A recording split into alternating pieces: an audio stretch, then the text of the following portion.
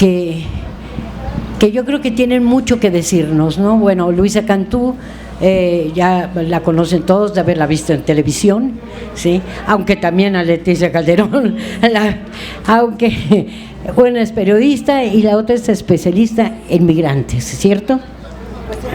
En cuestiones de migración. Pero van a decir ustedes que por qué insistimos tanto en el tema de la revocación de mandato. Y yo les diría, ¿saben qué? Necesitamos como sociedad educarnos, ¿sí? No estamos acostumbrados a ejercer nuestro derecho como ciudadanos, ¿sí? Siempre nos han acostumbrado durante tantos años de priismo y algunos otros de panismo, de decirnos: ustedes no tienen que opinar nada, eso es para los políticos, ¿no? Ustedes nada más obedezcan, ¿no? Y bueno, lo más que pueden hacer es que vayan a las urnas, les vamos a hacer fraude, pero pues no hay problema, ¿no? Ellos así se manejaban, ¿no? Hasta, bueno, afortunadamente en el 18 empezamos a tomar conciencia como sociedad y empezamos a decir no. Hubieran querido hacernos fraude también en el 18, no crean que es que fue así, que es que se portaron buenos, no. Lo que pasa es que fue tal cantidad de votos las que hubo que les fue imposible, ¿sí? Disfrazar los fraudes, ¿no?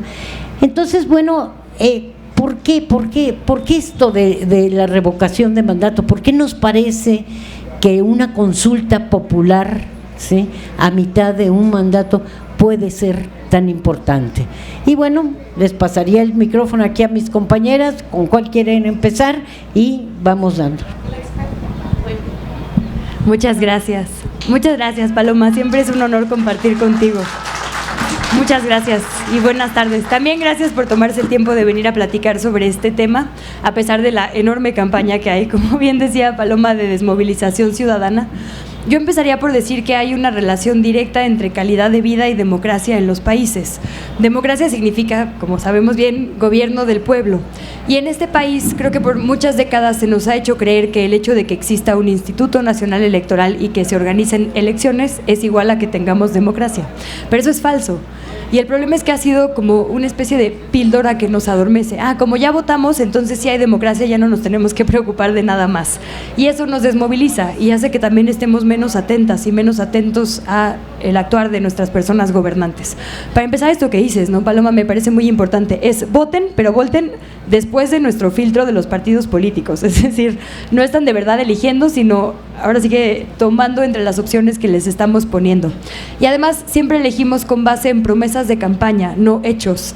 La oportunidad histórica que es esta consulta de revocación de mandato es decidir sobre hechos. Ya vimos 3 años de política pública, ¿no? Ahora sí podemos decidir si queremos que esto continúe, si le vamos a dar una oportunidad a este proyecto o bien queremos que sea revocado el presidente, y todos los que vengan. El tema con la democracia en México es que no ha logrado que todas las mujeres y hombres, y bueno, personas no binarias, sean iguales ante la ley. La idea de la democracia es que justo todas y todos y nuestra voz valga lo mismo. Y por muchas décadas en este país no ha sido así. De hecho, votar ni siquiera garantiza que quien nos tiene que representar nos represente. Yo he pasado los últimos meses de mi vida diciendo que mi diputado es Gabriel Cuadri. Y por supuesto que no me representa en absolutamente nada, ¿no? Entonces, la democracia participativa sirve para que, a pesar de él, mi voz cuente, ¿no? Por eso estas herramientas son tan importantes. Hay mucho que hacer en este país para que todas las ciudadanas y todos los ciudadanos seamos iguales ante la ley. Hay que combatir la desigualdad entre un montón de pendientes sociales, y eso solo va a pasar si estamos politizadas y politizados. A veces, cuando yo tengo dudas sobre qué partido tomar en una discusión o en un debate, solo veo quién está del otro lado, ¿no? Y la gente que está llamando a que no votemos es la gente que se niega a perder privilegios porque justo cree que es la única que tiene derecho a gozar de este país, de sus recursos naturales, de sus bondades, ¿no?, de sus políticas, es más. Y eso me parece un síntoma muy importante. Las élites y las cúpulas que están acostumbradas a siempre decidir para ellas y por ellas, están llamando a la desmovilización, y por eso es importante que tomemos en cuenta que aunque tengan los mayores foros, es importante escuchar, digamos, también las demás voces que están llamándonos a organizarnos, independientemente de este sexenio, porque va a pasar. las herramientas ciudadanas y sobre todo los triunfos constitucionales se quedan. Esta es una herramienta que tenemos que seguir perfeccionando, que tenemos que hacer músculo, porque el día que de verdad necesitemos quitar a alguien, como a mí me hubiera gustado quitar a varios en los sexenios anteriores, tenemos que tener el mecanismo listo y tenemos que tener la capacidad de organización ciudadana. Esto además nos sirve para todo lo demás, ¿no? Una ciudadanía organizada obliga a sus gobernantes a rendir cuentas. El tema sí es la organización en un momento específico, pero también el elevar el costo político para las personas que nos gobiernan. No es lo mismo saber, como ha dicho Juan Becerra Acosta de Canal 21 en un par de ocasiones, que te están entregando un cheque en blanco a que te están entregando un cheque con la posibilidad de quitarte si no cumples, ¿no? Para eso sirven estos candados y estos filtros ciudadanos. Entonces yo diría, qué bueno que estemos teniendo esta discusión en todos los espacios posibles y sigamos pugnando porque nuestro papel como sociedad, de verdad, no como organizaciones de la sociedad civil de élite, sino como personas de a pie, sea importante para la democracia. Al final está en nuestro interés que nuestra voz se haga valer, y si hay una oportunidad, yo creo que hay que tomarla todas las veces.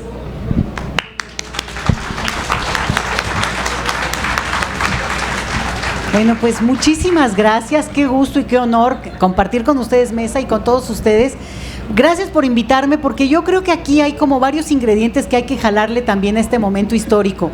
Yo creo que no lo acabamos de calibrar, y cuando pase un poquitito de tiempo vamos a saber que lo que estamos viviendo realmente es de una emoción increíble.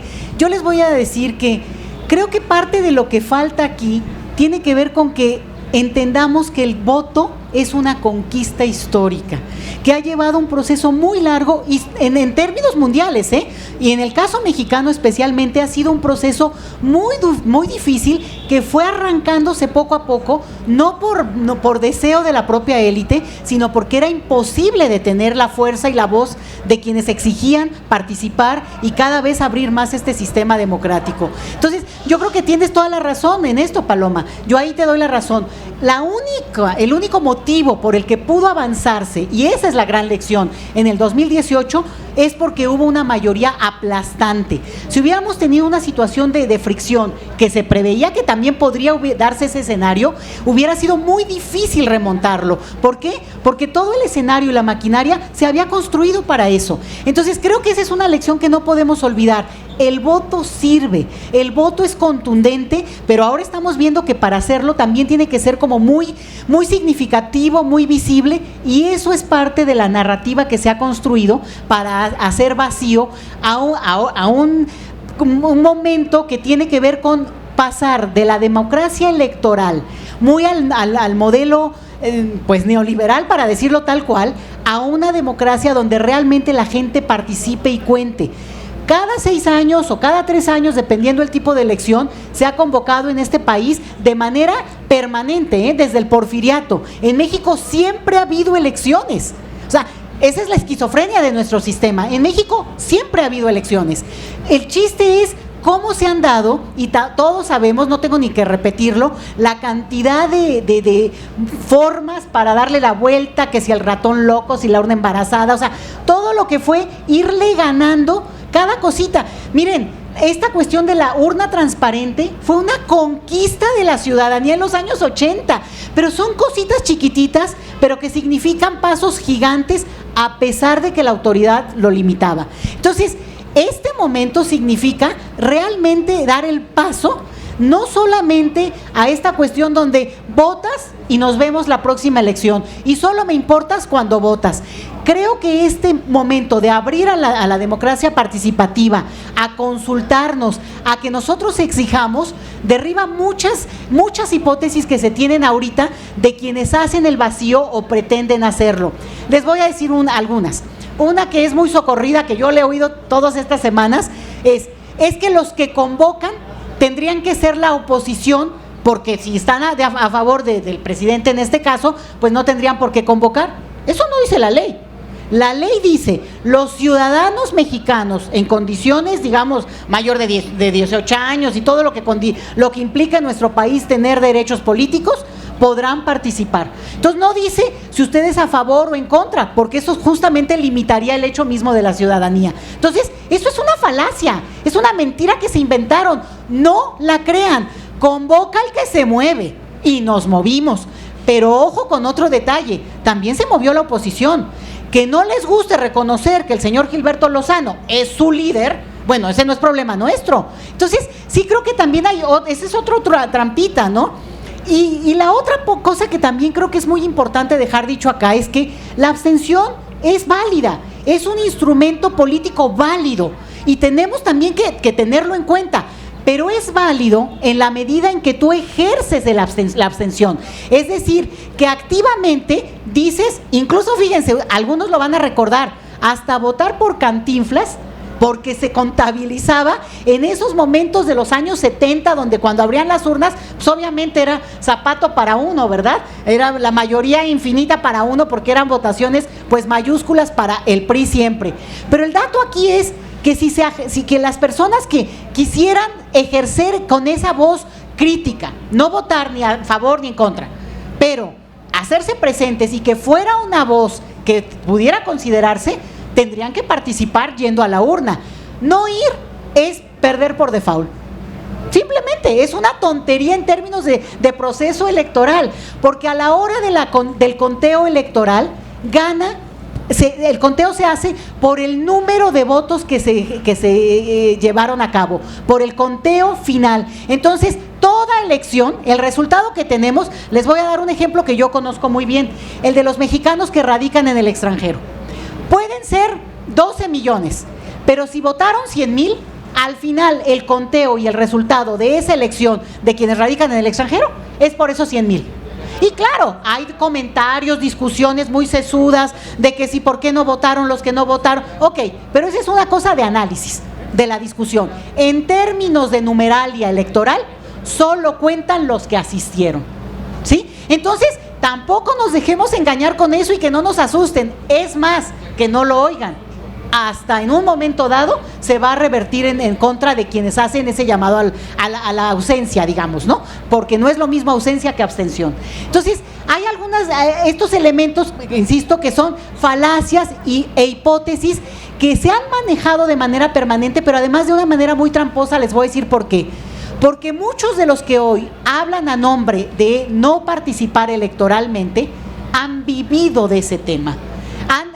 Realmente han, digamos, usufructuado el tema del voto como el elemento a partir del cual han sido consejeros, han sido jefes de lo que tú me digas en términos de convocar por mucho tiempo, años, incluso décadas, a que se lleve a cabo elecciones. Y hoy resulta que lo ven como una cuestión que es negativa. Entonces, es otra contradicción, porque serían los menos autorizados a hacer ese argumento.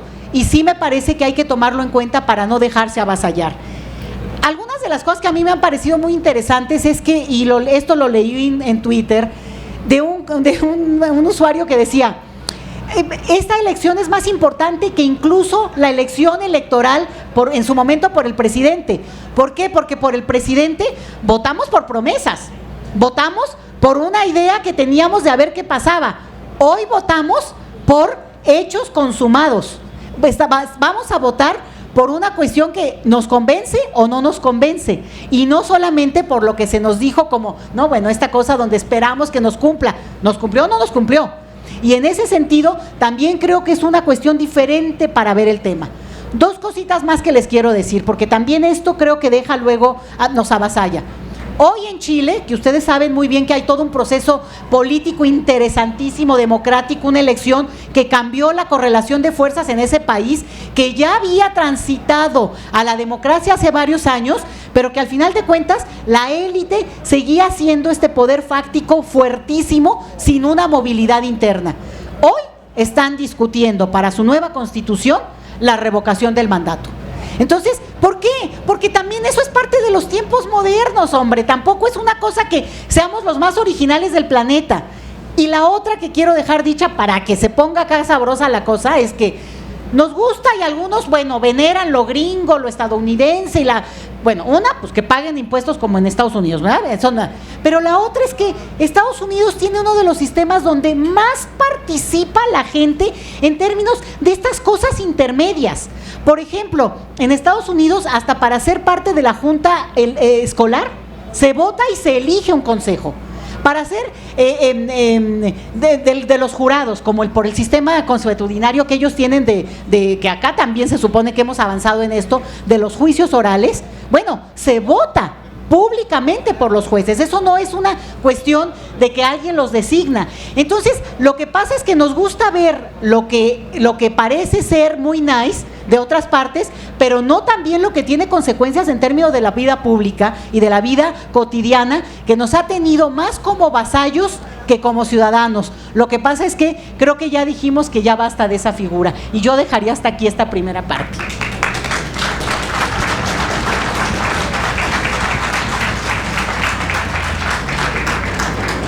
Yo quisiera aclarar una cosa. Cuando estamos diciendo hay que ir a votar, es un deber ciudadano, es una conquista que hemos tenido, no estamos diciendo hay que votar el sí o el no, ¿sí?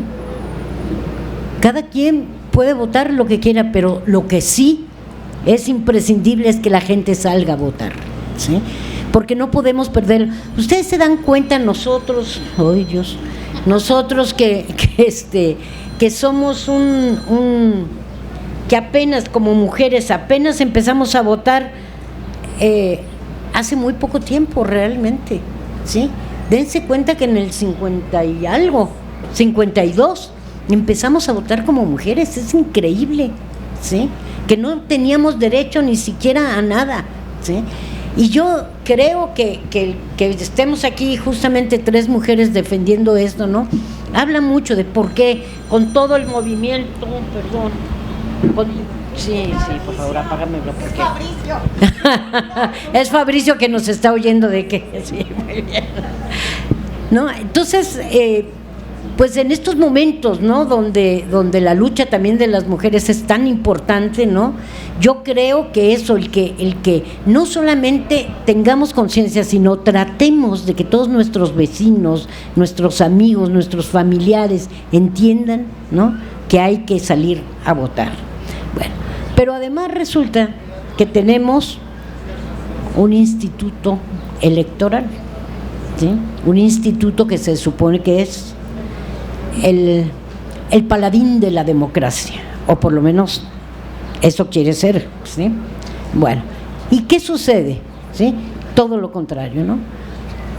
No es un árbitro, ¿no? En estos momentos está poniendo todas las piedritas en el camino que ha encontrado para que no haya suficientes casillas, que estén lejos, que no nos digan dónde están, que los migrantes tengan un chorro de dificultades para poder votar, que si te sales del cuadrito, ya no va a contar el voto, y ojo, ya están amenazando diciendo, y como se está violando muchas cosas, probablemente no vaya a ser efectiva la votación. Y dices, bueno, ¿de qué están hablando, no? Entonces, yo creo que bueno, que aparte de toda la oposición, ¿sí? Que como bien dicen las compañeras, están perdiendo todos sus privilegios y no pueden dejar.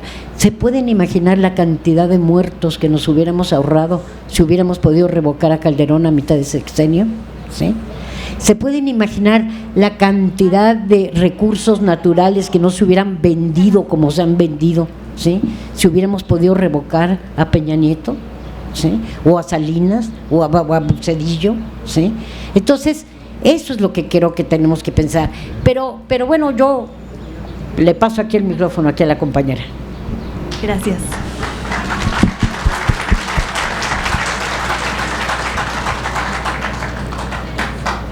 Pues me parece es que pones un montón de temas muy buenos sobre la mesa.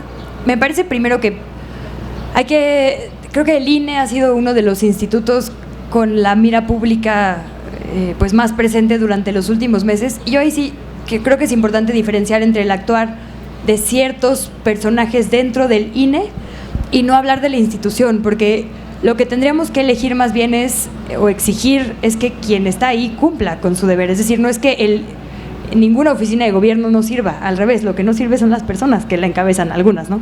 Quizá, u órganos como en este caso el INE, ¿no?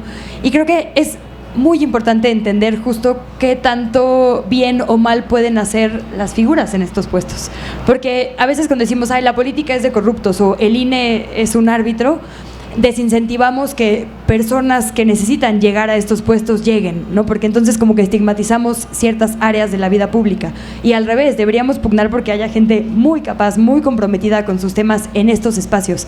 Qué bueno que estemos hablando de división de poderes, porque creo que pocas veces se ha hecho.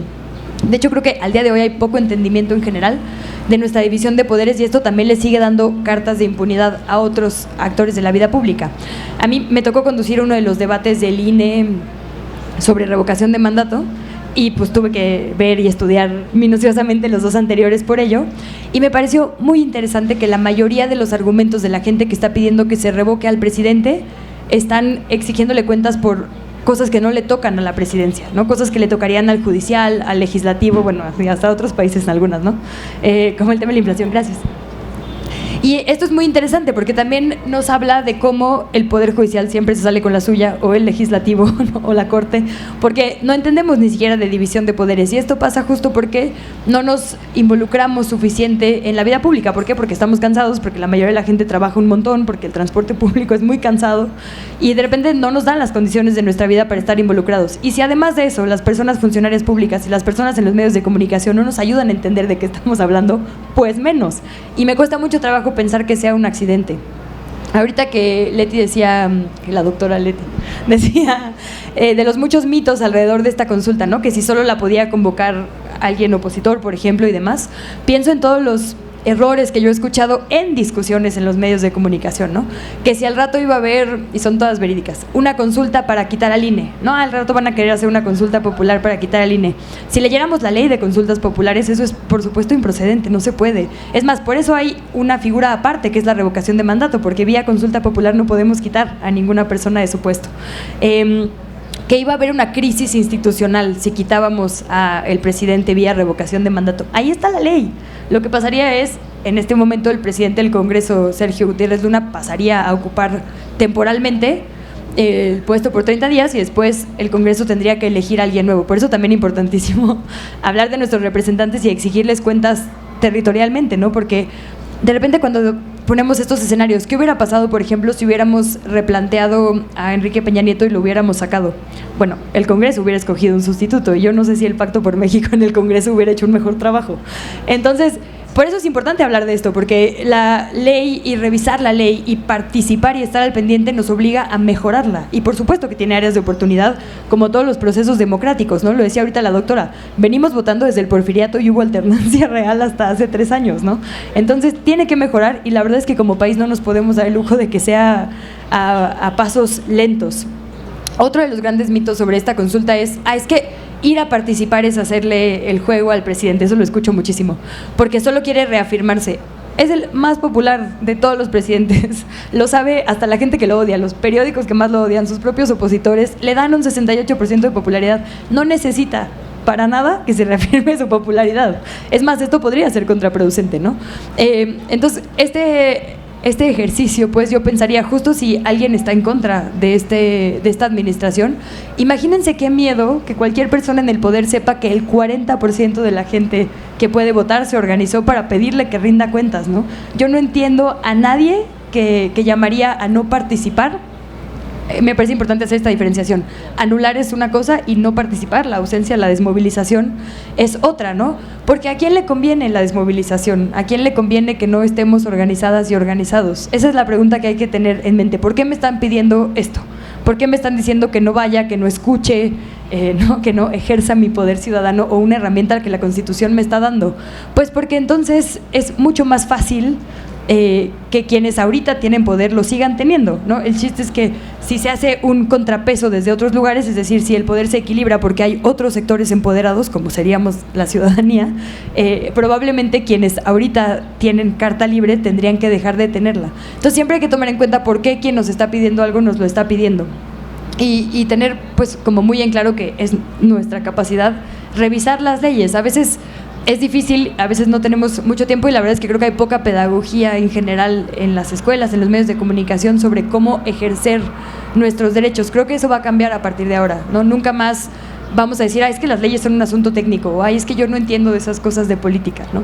Al revés, nos estamos demostrando a nosotros mismos que tenemos esa capacidad y más. Y qué miedo para quien llegue a gobernar después. Y qué bueno que tengan miedo, porque deberían tenernos miedo, la verdad. Son nuestros representantes, todos, de izquierda y de derecha, y tendrían que saber que están aquí para rendir cuentas. No solo es cuántos muertos nos hubiéramos ahorrado si lo quitábamos a los 3 años, es a lo mejor no hubiera habido muertos si hubiera sabido que lo podíamos quitar.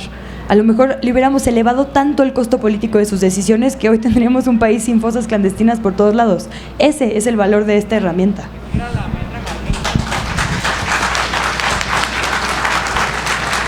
Claro, un segundo, déjame. Nada más quería agregar una cosa con lo del INE. Fíjate que ayer oí una cosa que me dejó pensando, ¿no? Oí a un compañero ahí en la televisión reflexionando sobre el INE. Pareciera que si no tenemos INE no tenemos democracia, ¿no? Como si ellos fueran, ¿no?, la democracia de este país. Y de pronto este compañero decía, no, es que no tienen ni siquiera por qué opinar, no tiene por qué conformarse como si fueran un parlamento que deciden, ¿no? Para eso hay un tribunal electoral en el caso de que haya alguna cosa que se tenga que dirimir, ¿no? Pero realmente lo único que necesitamos del INE es que organice las elecciones. Obviamente sí necesitamos a alguien que organice, pero no tiene por qué ni tener toda esa parafernalia que tienen las cantidades de asesores, ¿no? Que digo, bueno, si necesitan tantos asesores es que no sirven para nada, ¿no? O sea, verdaderamente es terrible, ¿no? O esos sueldazos, ¿no?, que es anticonstitucional, que ya no se han dicho por todas formas, pero no les importa. Bueno, hasta comida para mascotas, ¿no? Tenemos, ¿no? Y sin embargo, si se ponen a ver, son de las elecciones más caras del mundo, ¿no? Entonces, ¿para qué necesitamos eso? No, que necesitamos un órgano electoral, por supuesto que sí, pero un órgano que organice las elecciones y después que haya un tribunal electoral por si hay algo, ¿no?, alguna cosa que haya que ver, ¿no? Era por eso, por lo que decía de Odeline. Fíjate, pero te la voy a poner como todavía es más importante redefinir el INE. El INE es una institución muy importante para la democracia mexicana, para el sistema actual, pero no se han dado cuenta que si ellos lo hubieran capitalizado de una manera distinta, hasta podrían decir que el resultado de la educación cívica, que es uno de las áreas fuertes, pues es casi se logró por ellos. Entonces, cuando ellos dicen que la gente va acarreada, que realmente está convencida, pero que son los adeptos al presidente los únicos que se movilizan, que descalifican su propia hechura, su propio argumento, que podríamos decir, sí, entonces llevan 30 años y miren, el resultado es que la ciudadanía se moviliza, está activa, está tratando de pasar a otro estatus como ciudadanos, y en vez de habérselo puesto como una medallita, acabaron catapultándolo en este esquema. Y yo les voy a decir que también es importante, aquí cuando hablábamos de división de poderes, tener algo muy claro. Estos actores políticos del INE son personajes que, y creo que no todos, porque nadie me podría repetir aquí los 9, ni yo, los 9 nombres de los consejeros electorales, nada más de los consejeros, porque hay algunos que son públicos, que han hecho de eso su parte de su oficio, porque están vendiendo también una imagen que eventualmente les permita jugar, seguramente en términos políticos o en otro puesto. Pero yo aquí lo que les quiero decir es que también no perdamos de vista que el Congreso, o sea, los diputados y también nuestros diputados, no te preocupes, también los diputados son los que hacen la hechura del INE. En el INE, los partidos tienen bolsas de dinero muy elevadas y esas las aprueba el mismo Congreso. Entonces también hay como que empezar a meter presión en el Congreso para que la hechura esa del INE, que yo creo que va a venir en la reforma electoral.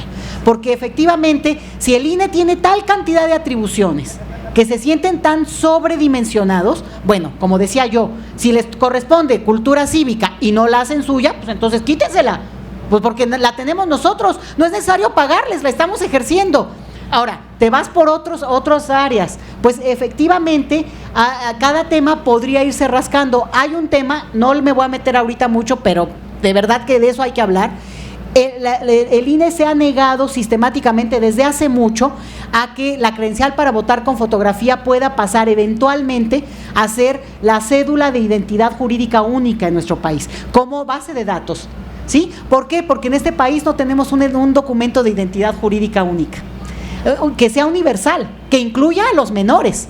Los niños en este país no tienen el documento de identidad. Entonces, ¿qué es lo que pasa? Eso hace muchos vacíos. El INE se ha negado en el argumento de que como ellos son neutrales, y entonces no, gobernación, entonces volveríamos a los tiempos del PRI, que no. Bueno, a ver, si fue exitoso su transición a la democracia, ¿cómo argumentan que volveríamos al PRI si salimos de ahí? O sea, se contradicen solos.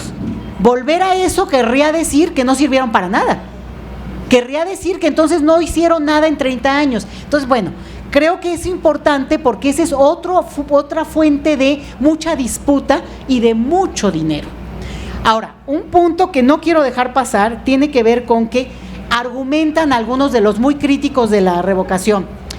Es que no es este formato de revocación tiene muchos errores, tiene muchos huecos. A ver, todo proceso electoral o ahora de consulta es perfectible, es ensayo, error, por supuesto, y por supuesto que va a tener errores, y después vamos a decir tendría que haberse hecho, por ejemplo, en la misma fecha de las elecciones intermedias. Y ahora todo el mundo está diciendo si era buena idea porque nos hubiéramos ahorrado una lana, fíjense que y tiempo y esfuerzo y todo, pero justamente son de estas cosas en las cuales cada elección después viene un libro blanco que permite discutir lo bueno, lo malo y lo que hay que cambiar, en términos solamente administrativos, ¿eh?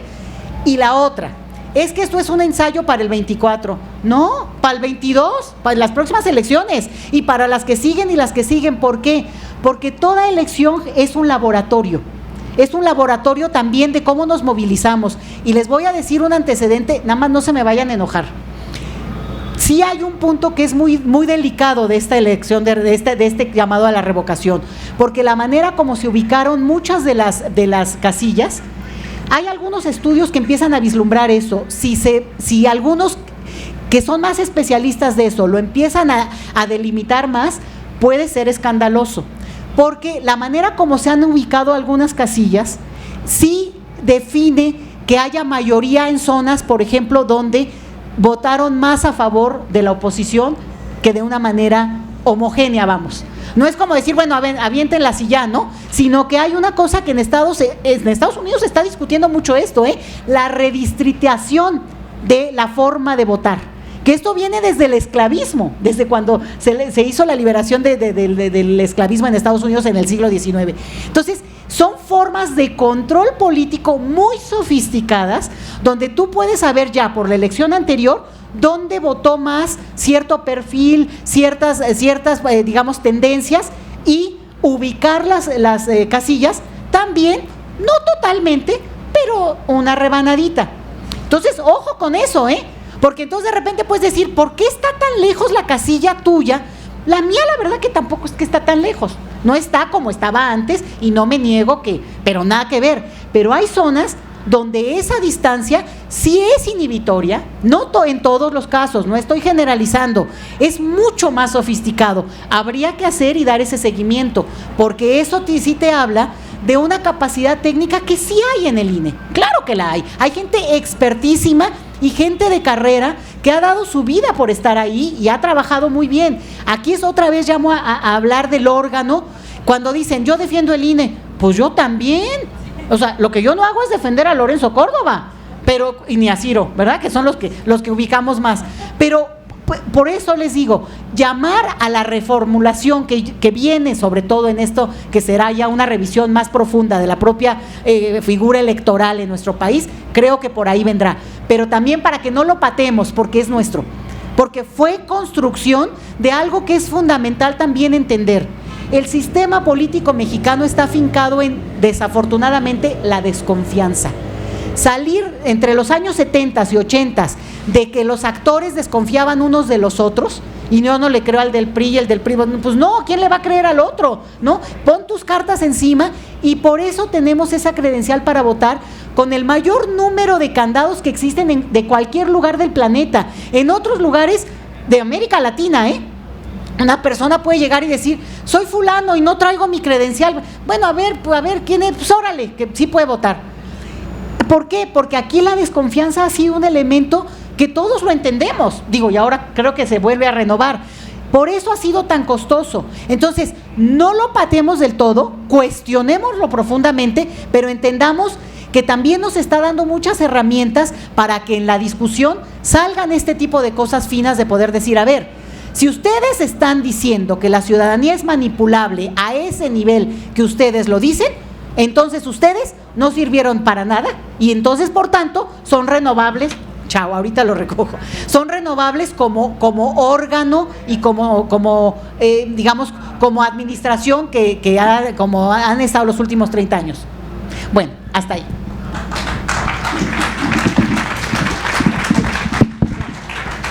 Híjole, esto que nos acaba de decir verdaderamente es brutal, ¿no? Y tiene toda la razón. Además, esa es una de las cosas que pasan en los Estados Unidos con las votaciones, dependiendo de dónde, ¿no? Que tanto, sí, gana uno o gana otro. Pero yo les quiero decir, con esto de cuando salimos a votar para enjuiciar a los expresidentes, yo les cuento una cosa, busqué cuál era mi casilla, fui, no existía la calle, pero ni siquiera el número, ¿sí? Entonces yo empecé a preguntar por ahí si alguien sabía, nada. Entonces yo iba de regreso a mi casa verdaderamente enojada, diciendo, a ver, ¿dónde hablo o dónde digo? Porque yo tengo que ir a votar, o sea, ¿por qué no? Bueno, y de pronto me encuentro a un vecino, estoy hablando que más o menos la casilla que me tocaba estaba como unas 10 cuadras de mi casa, y vivo en la Condesa, o sea, no es así como eso, bueno, estaba como a 10 cuadras, y bueno, y de pronto me encuentro un vecino, y me dice, ay, ¿cómo estás? Que hacía mucho que no veía, y me dice, es que vengo de votar, y le digo, ¿en dónde? ¿Sí? Y me dijo, es que la casilla está, mira, aquí dentro de esta escuela, pero tienes que entrar por la otra calle, ¿sí? Ya estaba escondida. Y dices, bueno, a ver, si eso no está hecho, con mala idea, perdón, pero no se los crees, ¿no? Entonces, tienen toda la razón, es cierto, peleamos mucho porque hubiera un instituto electoral, peleamos mucho, pero necesitamos una reforma electoral de urgencia, ¿no? Y por otro lado, yo creo que tendremos un poco que hablar de todas estas absurdas cosas que dice la oposición de por qué no debíamos ir a votar, ¿no? Yo creo que entremos el tema por ahí, porque es verdaderamente absurdo. Si tú no quieres a alguien, pues porque te están dando el chance de ir a votar, porque se vaya, ¿sí? Y lo pedían, y después resulta ahora que no quieren que la gente salga a votar, ¿no? Entonces, pues bueno, entrémosle por ahí. Gracias. Oye, y además, digo, evidentemente nos duele a todos y a todas, pero sí, Frena juntó como 2 millones de firmas, o sea, sí, digo, qué miedo por un lado, pero por otro lado es un gran ejemplo de cuando sí quieren quitar a alguien la capacidad de organización, ¿no? A mí me gusta mucho esto de, es que si ya sabemos que el presidente va a ganar, es decir, que vamos a votar todos en favor de que se quede, ¿para qué organizarlo, no? Porque es un gasto, este es uno de los argumentos. Bueno, en realidad no es que se haya presupuestado más dinero, se le da dinero cada año al INE y lo usa en una cosa u otra. Este año lo usó en un ejercicio de participación democrática directa, ¿no?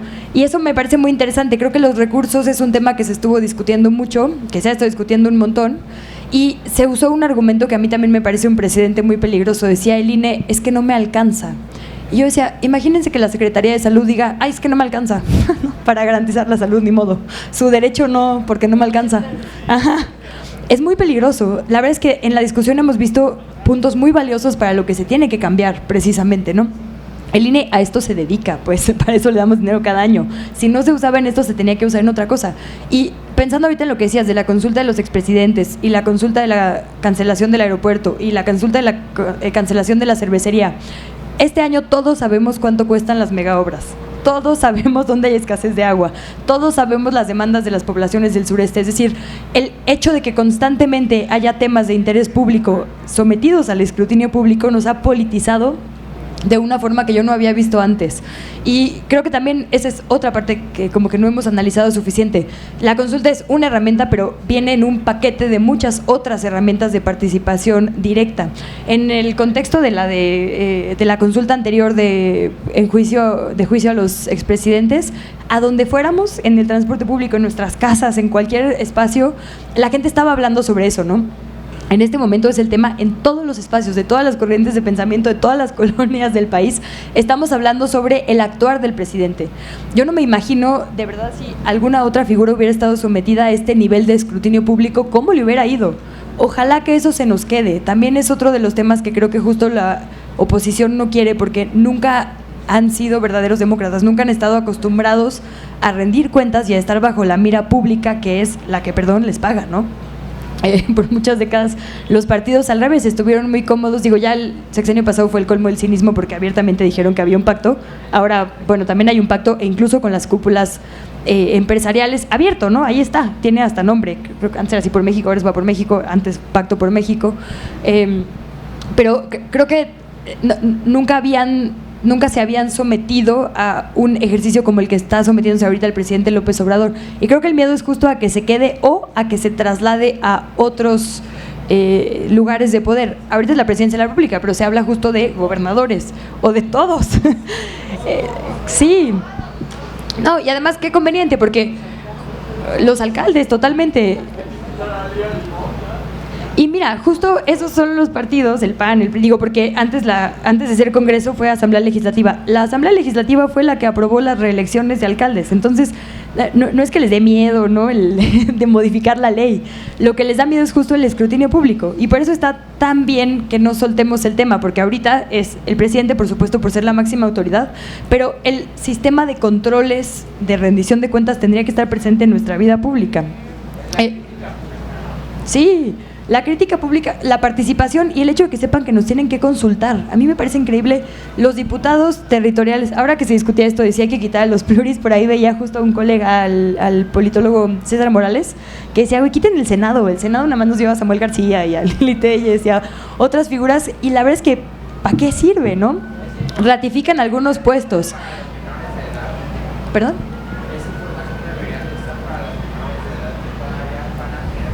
Sí, digo, debería estar para toda la ciudadanía. A ver. Sí, no es que no sirvan estos órganos, es que las figuras que están ahí no están cumpliendo con la labor que tendrían que estar cumpliendo, ¿no? Entonces, también yo creo que justo ahorita que se está discutiendo el tema de los pluris, ¿a poco no creen que los partidos políticos están nerviosos y que van a tener que mejorar justo a sus candidatas y candidatos y no poner cuotas? Cuando sabes que te puede costar de verdad el trabajo, ¿no?, que está sujeto al escrutinio, haces un mejor trabajo. Y el tema es que ahí no hay nada de lo demás en los demás puestos, ¿no? Cuando decimos eso, ¿no?, de, ay, bueno, es que revisar con lupa ciertos puestos, cuando somos, digamos, la ciudadanía normal en la vida, pues hay que considerar la desigualdad, ¿no?, si partimos del mismo punto además.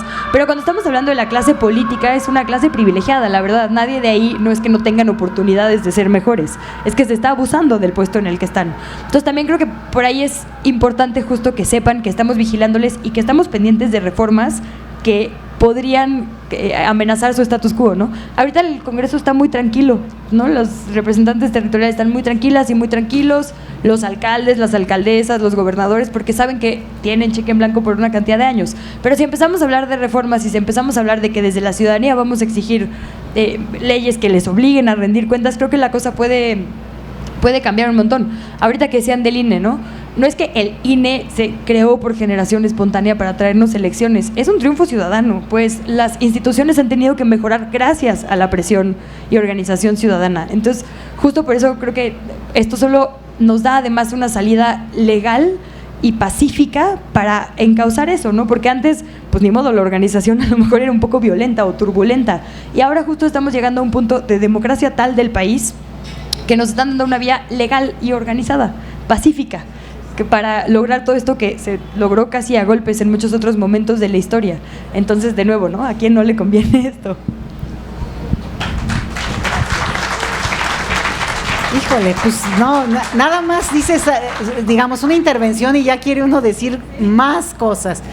Pero fíjense que primero, nada más ojo con una cuestión que va a ser bien interesante ahorita que decíamos de las figuras que convocarán a elecciones en unos años, 1, 2 o 3 años, que negaron el voto en esta elección, a ver con qué cara ahora piden el voto. O sea, se las vamos a sacar, ¿no? Por aquí alguien mencionó alguna política, pues a ver, ahora convocando, no vote, ahora sí quiere que vote. Bueno, entonces va a estar muy bueno eso. Pero yo quiero mencionar algo que creo que está quedando claro con este proceso de revocación, con este debate. Primero, que yo creo que sí estamos en una construcción muy interesante, que ahí es donde los menores pues están aprendiendo de sus papás también, ¿no? ¿Por qué? Porque los menores en este país, digo, los niños se podría entender, pero los jovencitos no tienen derechos políticos, no tienen formas de representación política, y ese es un tema que tendríamos que discutir en un país de jóvenes, todavía de jóvenes, por cierto. Un día les hablo de cuestiones demográficas y se van a ir para atrás, pero bueno, una de las cosas es que se ha visto muy claro el tema de los poderes fácticos, porque al final de cuentas, ¿cómo los poderes, en este caso los medios de comunicación que han tomado una bandera de manera generalizada, y digamos la que ostentan la mayoría de los medios de comunicación corporativos, eso ha sido fuertísimo, porque cerraron filas, incluso, es lo que tú decías, Luisa, incluso frente a la oposición que sí se movilizó. Yo también vi los debates, ahí la vi, por cierto, ¿no? Muy bien. Y vi los debates, me pareció muy interesante, pero una de las cosas es que fueron la oposición que va a ir y que está llamando a votar porque quieren sacar a López Obrador en un plano muy, muy fuerte, muy visceral, pero se movilizaron. Y entonces que los nieguen estos otros, los poderes fácticos, es también una cuestión donde es interesante, porque están obedeciendo a una perspectiva incluso dentro de la oposición, y eso, pues la verdad es una lectura que también hay que tener en cuenta. La oposición, lo sabemos, no está organizada, pero claramente menos en este caso. Casi lo están pateando a sus propios, digamos, que serían sus liderazgos. Y otra cuestión que también creo que es de los temas muy recurrentes es de si hay recursos para lo de la revocación, que ha sido un gasto tremendo, ¿por qué no los usan para otra cosa? Ah, caray, ahora sí muy interesados en el dinero, en guardar el dinero y en cuidar el dinero. O sea, a mí sí me sorprende y sí de veras me indigna cuando de repente estas voces que en su vida se habían enterado que había si estancias infantiles o sea, albergues de mujeres. Les decía yo que he trabajado, acompaño temas de migración. ¿En qué día se han ido a parar a un albergue y apoyar a la gente que ahí se la parte? De verdad, que ahora se vengan a preocupar porque el dinero se está gastando en eso que se llama una elección o una convocatoria a dar la opinión ciudadana. Me parece de un cinismo extremo, cuando además el recurso existe en términos de, digamos, está agendado en el INE. Entonces, eso creo que es importante. Y un punto que no me resisto, y para cerrar con esto, que me parece que es importante de no creerlo, porque está en la narrativa permanente, repetido y repetido, es que estamos muy polarizados. México está viviendo una polarización. No. México está viviendo una politización, porque una polarización está en las redes sociales y en los chats, a lo mejor, donde no. La realidad es que, bueno, no por eso, en los poderes fácticos, pero a lo que voy es, lo que pasa es que durante mucho tiempo hemos oído unos argumentos, algunas voces con esos argumentos, y esos argumentos repetidos en muchos tonos, y de repente hay otros argumentos que también son parte de la misma comunidad, porque es el mismo país, otras voces, otras formas de decir incluso lo que yo creo que podría ser mejor. Entonces, resulta que a eso le llaman polarización, cuando en realidad es abrir el espectro, y cuando oyes a los otros, ¡oh, sorpresa! No todos pensamos igual. A lo mejor lo que pasa es que nos quedábamos callados, o lo decíamos desde una trinchera que no tenía la capacidad de tener más eco, y ahora de repente, por la fuerza y la necesidad, dado que no gobierna los mismos que habían gobernado durante tanto tiempo, pues se tiene que abrir un poco, y de repente, y cuando convocan a alguien, es el que es la voz antagónica, ¿no? Que queda como el que dice lo contrario al resto de una mesa. Entonces, ojo con eso, no nos dejemos y no aceptemos el argumento de la polarización, porque es un intento también de hacernos ver como agresivos, como unos contra otros, y no. Lo que pasa es que es el tiempo de escucharnos y es el tiempo de que nos escuchen sobre todo. Entonces, yo llamo a esa reflexión y a no permitir ese argumento, porque creo que es parte también de una narrativa muy perversa. Eso creo.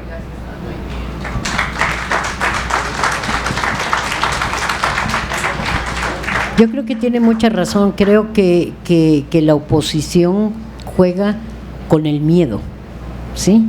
Nos quieren meter miedo a todos, ¿no? De no nos movamos, no digamos, no hablemos, ¿no? Porque nos polarizamos todos y entonces quién sabe dónde vaya a acabar las cosas, ¿no?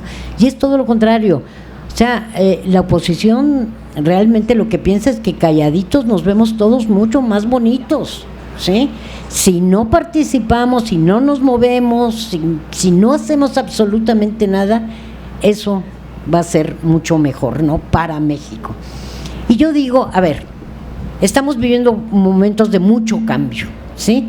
Estamos viviendo una nueva etapa en México que algunos hemos peleado desde hace muchos años atrás porque esto llegue a ser. Pero o tenemos como en el imaginario colectivo, ¿no? Esta cosa de que, bueno, a ver qué hace el presidente, ¿no? ¿Y la sociedad? ¿Y nosotros? ¿Qué tanto realmente hacemos para que este país cambie? ¿Sí? ¿Qué tanto trabajamos para cambiar esta sociedad? ¿Sí? Yo de pronto digo, es muy fácil de pronto criticar y decir, es que no me gusta nada lo que está haciendo el presidente con esto o con lo otro, o que digas, híjole, vamos muy lentos, deberíamos ir un poco más rápido, los cambios necesitamos, ¿no? Apresurar. Sí, pero yo me pregunto, ¿yo qué estoy haciendo? ¿Sí? Y entonces yo creo que el presidente habla de un elefante reumático que hay que empujar, y yo digo que si no lo empujamos, toda la sociedad, ese elefante no se mueve, ¿sí? Y lo que quieren es que el elefante se quede, ¿sí? Porque ese es el elefante que ellos han construido, ¿sí? Y eso es lo que no nos permite avanzar. Entonces, yo volvería a decir, y yo para cerrar diciendo, vámonos todos a votar el 10 de abril, voten como quieren, sus conciencias allá ustedes, pero hay que ir a ejercer nuestros derechos. Gracias.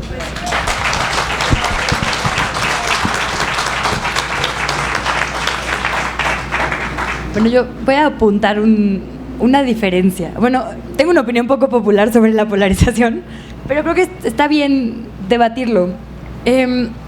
Yo sí creo que hay polarización y me parece que está muy bien, porque justo lo que dices, el único polo conocido, y creo que es muy paradigmático pensarlo desde el caso Ayotzinapa, ¿no?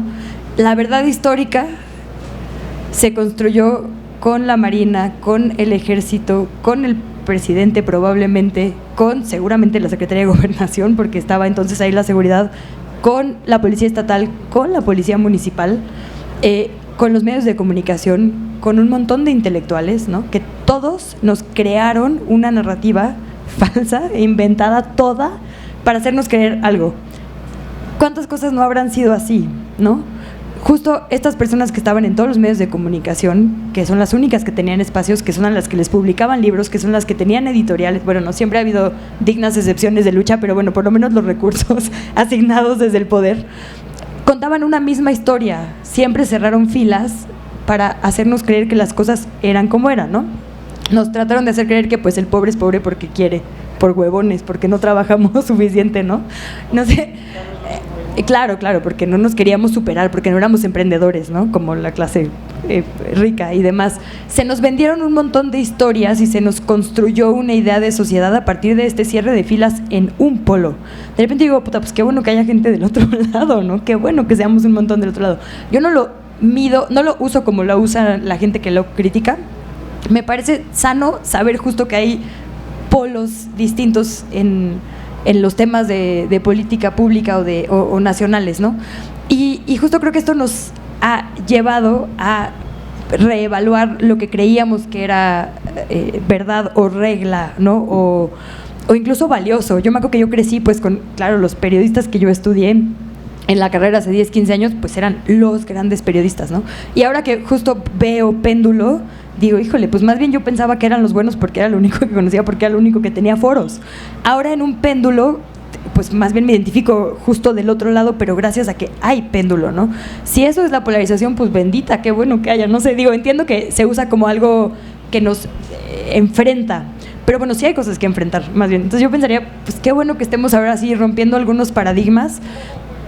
El caso de que les ponía Ayotzinapa es muy emblemático, pero justo pensaba en como toda nuestra idea de lo que es justicia en este país. Y si uno revisa las cifras del EMPOL, perdón, la traigo presentes porque justo acabo de revisarlas para un tema, 4 de cada 10 personas que está privada de la libertad dice que se le fabricó un delito, ¿no? 7 de cada 10 que fue torturada y demás. Entonces, Ayotzinapa es un caso de fabricación, pero en realidad quizá todas las pequeñas verdades de justicia, en todas las escalas, se fabricaron también. Entonces, ese es el tamaño de revisión, ahora que decías de este animal reumático, pobres elefantes, pero bueno, esta cosa reumática atorada terriblemente, está construida, o sea, tenemos que pensar hasta por qué pensamos lo que pensamos casi, ¿no? ¿De dónde vienen nuestras ideas en general? Creo que ahora que se dice mucho, es que el presidente solo habla de neoliberalismo, pues sí, perforó toda nuestra vida, todas nuestras experiencias. Entonces creo que justo hablar de polarización no siempre tiene un sentido negativo. Yo lo dejaría ahí como reflexión. Más bien, no hay que dejar que se apropie la oposición de ciertos términos, ¿no? Porque también se apropia de luchas sociales. A mí me molesta, por ejemplo, desde el feminismo, desde otros temas, ¿no? Como se la apropian, entonces ya parece como que la chupó el diablo. Y creo que a veces no hay que regalárselas, como lo provida o así. Pues no, ¿por qué se roban esos términos, no? Podemos también jalarlos para acá.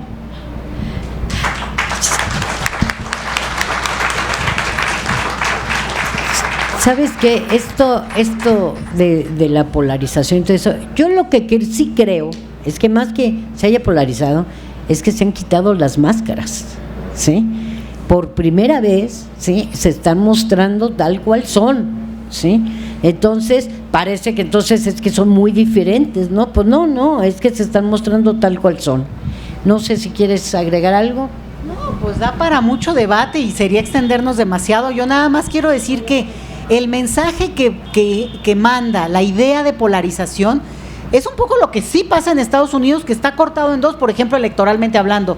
Aquí no, aquí hay una aplastante mayoría a favor del cambio, incluso entre esos grupos que pueden estar o no querer, digamos, el partido que está en el poder, el gobierno, pero no necesariamente es que no entienden que es cierto. O sea, a estas alturas, cualquiera que crea que no había, evasores fiscales, pero como maquinaria, bueno, es porque no es mexicano, en buena onda. Digo, todo el mundo lo sabíamos, ¿no? O sea, el tema que me digas, o sea, nada nos sorprende. Lo que sorprende es que, pues la verdad, López Obrador lo diga y lo vuelva a repetir y que sea real. Entonces, yo creo que ese es el punto donde a eso voy. A lo mejor es por el uso de la palabra, pero supone y sugiere como que hay dos fuerzas que se enfrentan.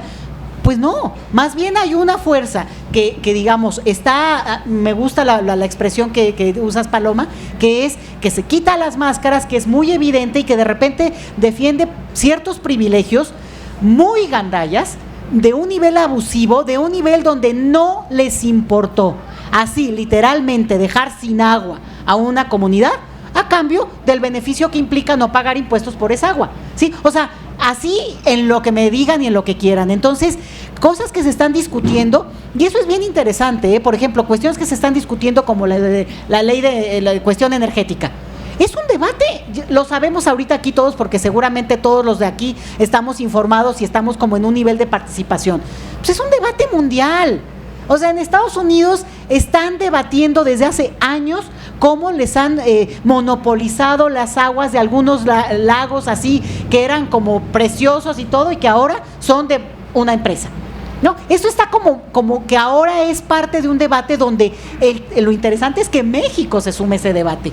Está dándose ese debate y aquí los costos, el problema aquí es que los costos son fuertísimos. Aquí asesinan a personas por abrir la boca, ¿no? De los activistas que trabajan en la defensa de los bienes naturales, pues están en claro riesgo evidente y bueno, lo sabemos todos. Entonces, a eso me refiero, da para discutirlo larguísimo, solamente yo digo es no repetirlo con esa lógica, con esa. No es que nos vinieron a polarizar, achis, entonces lo que pasa es que antes no nos querían oír. Y ese es el punto nada más, ¿no? Antes éramos tan felices, es que todos nos tomábamos de la mano, sí, claro, no, o sea, se tomaban de la mano mientras los demás los veíamos tomarse la mano, en ese sentido, ¿no?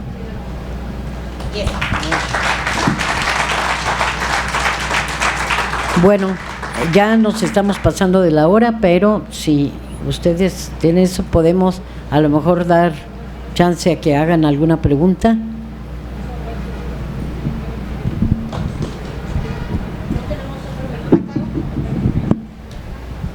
Tuve aquí todo el tiempo. Cuidado con la bocina. Sí, muy buenas tardes. Mi nombre es Justino Lorenzana Sánchez, soy del municipio de Tlalnepantla y sobre la revocación de mandato pienso que se debe hacer a todos los niveles. Sí, en ese momento con los señores del INE era para que ya se estuviera convocando para que los removieran, para que los cambiaran, a gobernadores, a presidentes municipales, como usted lo mencionó. O sea, ahorita la revocación de mandato queda nada más en una figura, que es el presidente, el ejecutivo. Y de ahí que esto no vale para nada. O sea, estamos prácticamente a la mitad del camino.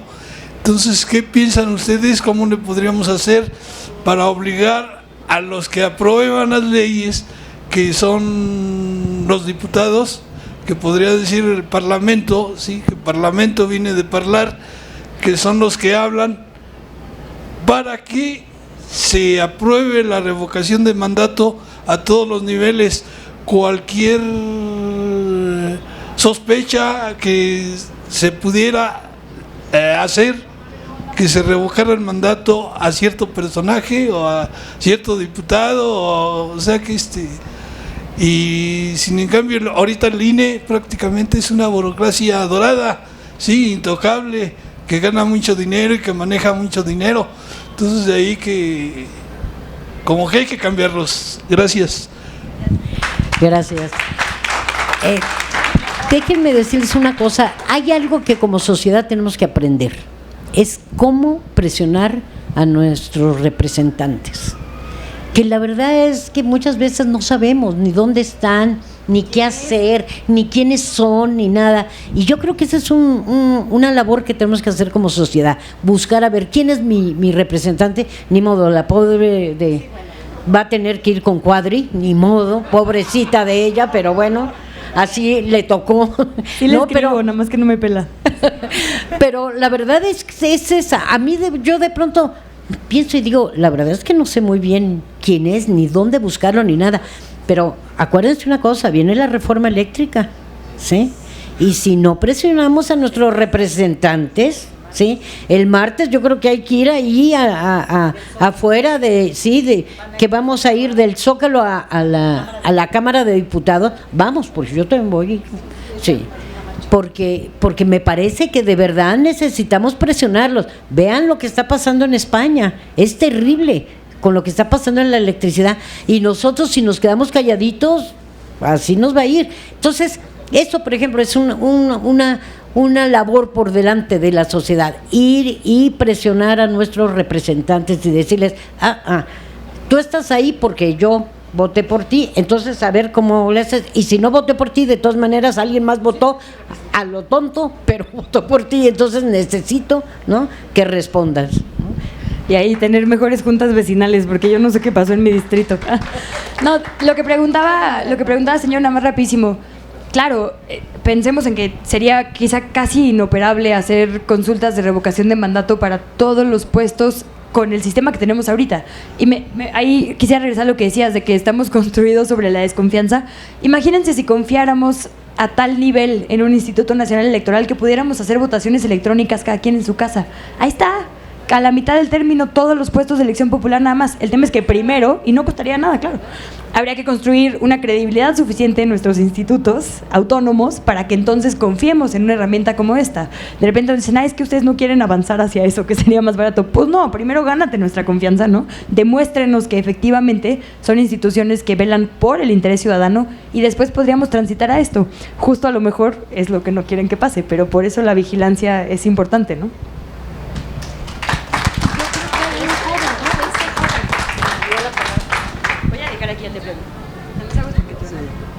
Muchas gracias. Bueno, primero agradezco al Señor porque sentí que estaba viendo a mi papá, que ya falleció, pero él era siempre participativo y siempre estaba metido en todo. Lo felicito, gracias. Y bueno, extraordinaria charla y evidentemente tanto la polarización, la politización, lo que tenemos ahora es la palabra, la organización, y en ese lado creo que es donde estamos adelantados a la oposición, porque la oposición no ha querido escuchar. Tristemente tenemos la ingrata tarea, los que nos autoasumimos como liberales o de izquierda, de leer hasta la derecha, pero ellos no lo hacen. Entonces, creo que una de las cosas que yo quisiera preguntar aquí, su opinión es, ¿qué va a pasar después del domingo? Porque va a haber resultados y vamos a volver a manejar las narrativas. ¿Fue un triunfo? ¿Fue un fracaso? Yo en lo personal considero que tal vez no lleguemos a los 40 millones, lo veo muy lejos, pero ahí es donde va a empezar el juego de las narrativas y eso va a ser muy interesante porque de nuevo mucha gente creemos que las decisiones y la política se hacen en las redes sociales y no es cierto, ¿no? Entonces, por ejemplo, me preocupa mucho y creo que lo resumió bien un tuit de un tipo que se llama Marieto, cuando dice, valen más 10 ciudadanos libres que 90,000 acarreados. Así es como nos ven y ese es el peligro, creo, ¿no? Déjame contestar eso porque es muy interesante. Tienes razón que el día después, ¿no? The day after, vamos a ver. Pero yo creo que una de las cosas que hay que entender es que la elección es la cereza del pastel. Obviamente es la que calibra, la que da los números, la que da la capacidad de movilización incluso, digamos, como ahora lo estamos viendo, de podernos reunir y decir vamos a asistir, porque del dicho al hecho también ahí hay un problema, que muchas veces la brecha entre el que podría votar y votar también es grande. Eso pasa en todos los sistemas, pero aquí es muy, muy marcado. Sin embargo, si vemos que el proceso es todo lo anterior, el hecho mismo de estar ahorita aquí debatiendo ya es parte del éxito. Que los medios de comunicación masiva corporativas tengan que estar discutiéndolo y lo hayan puesto en su agenda porque no pudieron hacerle el vacío mediático, es parte del éxito. Entonces, no nos dejemos llevar solo por algo que efectivamente yo creo que en términos de números, o sea, es muy difícil. ¿Por qué? Porque el umbral es altísimo. Ahora, también porque es muy alto, porque podrá discutir en una reforma y lo que usted quiera, pero el punto aquí es que se supondría que es para quitar a un presidente. Entonces sí tendría que ser una convocatoria muy amplia. Pues López Obrador es un provocador y dice, vámonos con esto. ¿Y por qué? Porque si no deja el precedente, porque si no empezamos ya, entonces la siguiente, no, pues como no se pudo, pues no dio tiempo y como era muy complicado, no se hace. En cambio, se va a generar el precedente. Ya el triunfo es el hecho mismo de que al final el INE, quejándose, evitando lo que ustedes quieran, pero tuvo que generar toda la estructura. Y ahí hay mucha gente, que conocidos nuestros, que van a ser funcionarios de casilla. Entonces, se va a replicar esta elección que además ya tenemos como ensayada, la sabemos hacer, vamos a ir, esperemos que realmente vaya mucho más gente y aprendimos algo en la Ciudad de México, ¿eh? El señor viene de Tlalnepantla, ¿dónde anda? Se nos fue ya, pero viene de Tlalnepantla, pero muchos que somos de la Ciudad de México tenemos que haber aprendido algo. En la elección de la Ciudad de México, si la gente hubiera participado más, no hubiera ganado como ganaron en tu alcaldía y en la tuya, voces que son muy, la verdad, sí son terribles, sí son personajes siniestros. El mío también, yo soy la Benito Juárez, imagínense. Pero a lo que voy es, pero no salió más gente. tenemos que entonces llamar a lo que ya aprendimos que fue la ruta que permite ganar, voto masivo. Porque ahí es donde, pues es la mayoría, pero si no se ve reflejada, ¿no? Entonces, primero no hay que asustarse con el resultado, porque el resultado, ya uno, es un éxito, o por lo menos vamos a construir también parte de ese discurso. Y la otra, esto es también la propia elección, estarlo discutiendo, haber abierto el tema, haberlo puesto en la mesa, y a partir de ahí queda el precedente. Eso es lo que yo diría.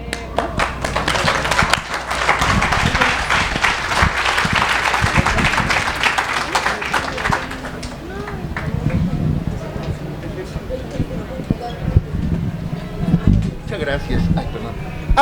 Hay un aspecto igualmente sutil y que se puso de manifiesto, no solo en lo relativo al INE, sino al Banco de México, que es el tema de los órganos autónomos. Los órganos autónomos están ahorita a debate porque se supone que son la garantía de la gobernanza. Una categoría que invoca la rendición de cuentas y la transparencia como última ratio, ¿no?, de la acción pública, y que se supone tienen no solo facultades y funciones, sino que están investidos de una racionalidad que les permite ver, pero de aquí al siglo XXIII. El tema, por ejemplo, y que lo que se ha señalado es, el INE, por ejemplo, dice, es que la democracia, en realidad lo distintivo de la democracia es la rendición de cuentas y la transparencia, y que la gente vaya a votar. Pasó cuando el anuncio tempranero de la tasa de interés con Banco de México y los mercados. Es decir, estamos, y creo que eso forma parte de un debate sobre si estamos hablando de administración pública o estamos hablando de la gobernanza. Y si la gobernanza... No me digas. Ok, siga. Y si la gobernanza es precisamente esa expresión así integradora y totalizadora de la vida cívica, de la vida económica, ¿no?, de la conducción de la nación. Creo que hay ahí también un parte del tema, ¿no?, que estamos exponiendo la gobernanza. No, espérame, lo que estamos exponiendo es la democracia. Así es. ¿Sí? Ese sería mi comentario. Sí. Bueno, creo que tenemos que cerrar, porque ya los compañeros del sonido se tienen que ir, las compañeras tienen cosas que hacer. Entonces, si le dejamos hablar, pero que sea. No, nada, hacer un comentario. También los vecinos nos autoorganizamos, todos, cuando menos se tratan, como nos escondieron las casillas, todos nos hicimos nuestros mapas para decir en dónde las pusieron. Así es, muy bien. Bueno, en principio quiero dar las gracias a estas dos mujeres, grandes mujeres, quiero decir, a la periodista Luisa Cantú, a la doctora Leticia Calderón y